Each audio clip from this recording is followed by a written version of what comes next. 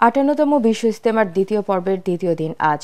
এই পর্বেও বিশ্বের বিভিন্ন দেশ থেকে আগত ধর্মপ্রাণ মুসলমানরা ইসলামী শিক্ষা, দাওয়াত ও তাবলিগের মেহনত এবং বিশেষ বয়ান শুনতে অংশ নিচ্ছেন।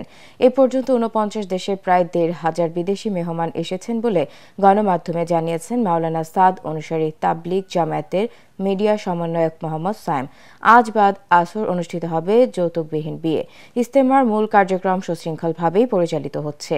দেশি বিদেশি মুসল্লিদের সার্বিক নিরাপত্তা ও ব্যবস্থাপনায় প্রশাসনের পক্ষ থেকে বিশেষ নজরদারি রাখা হয়েছে। ইজতেমার প্রথম দিনটি শবে বরাত হওয়ায় রাতভর ইবাদত বন্দেগীতে মশগুল ছিলেন টঙ্গীর তুরাগ তীরে আসা ধর্মপ্রাণ মুসল্লিরা। দর্শক, এই মুহূর্তে ইজতেমা ময়দানে আছেন সহকর্মী মাজহারুল হক মুহাজির। তিনি জানাচ্ছেন সেখানকার সর্বশেষ পরিস্থিতি।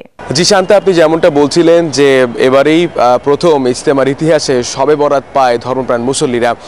এটা আসলেই একটা বিশেষ একটা দিন। আপনারা জানেন যে শবে বরাত আমাদের ইসলাম ধর্মের জন্য একটা বিশেষ দিন। আমরা সারা রাত সেখানে ইবাদত বন্দেগীতে মশগুল থাকি। ঠিক একই চিত্র কিন্তু আমরা দেখেছি এই ইজতেমার ময়দানে সারা রাত ইবাদত বন্দেগীতে মশগুল ছিলেন এখানে আসা ধর্মপ্রাণ মুসল্লিরা। যেহেতু এবারই প্রথম শবে বরাত পেয়েছে, সে কারণে একটা উচ্ছ্বাস ছিল তাদের মধ্যে। এবং একই সাথে আমরা যেহেতু এবারই প্রথমবারের মতো তৃতীয় ধাপে ইজতেমা হচ্ছে, দ্বিতীয় পর্বের তৃতীয় ধাপে ইজতেমার আজকে দ্বিতীয় দিন। এমন একটা অবস্থায় আমরা ইজতেমা বলতে আগে যে একটা রমরমা একটা ব্যাপার ছিল, মানুষের ঢল ছিল, সেই মানুষের ঢল হয়তো বা নেই, কিন্তু মোটামুটি বলা যায় যে সুশৃঙ্খলভাবেই ইজতেমার কার্যক্রম পরিচালনা হচ্ছে। আমরা দেখতে পাচ্ছি যে মুসল্লিরা এখন বয়ান শুনছেন, তারা কথা শুনছেন, তারা এখন তালিমেও অংশ নিচ্ছেন অনেকেই।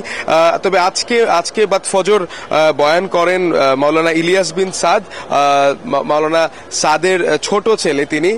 তিনি দিল্লি থেকে এসেছেন। এখানে কিন্তু আইন শৃঙ্খলা বাহিনীর তৎপরতা আমরা ব্যাপক দেখেছি এবং কিছুক্ষণ পর গাজীপুর মেট্রোপলিটন পুলিশের তরফ থেকে একটি ব্রিফিং আছে, আমরা সেখানেও অংশ নিব এবং আমরা হয়তো বা আপনাদের মাধ্যমে সবশেষ জানিয়ে দিব আমাদের দর্শকদের। গাজীপুর মেট্রোপলিটন পুলিশের পক্ষ থেকে যে ব্রিফিংটা আছে সেখান থেকে সব তথ্য জানিয়ে দিব।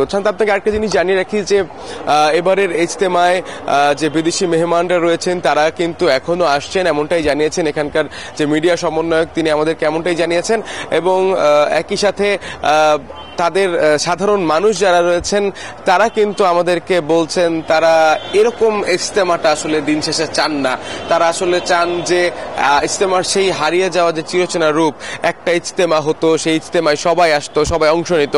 এরকম ধাপে ধাপে ভাগে ভাগে ইজতেমা হওয়ায় এর গুরুত্বটা কিছুটা কমছে বলেও আমাদেরকে অনেকেই জানিয়েছেন।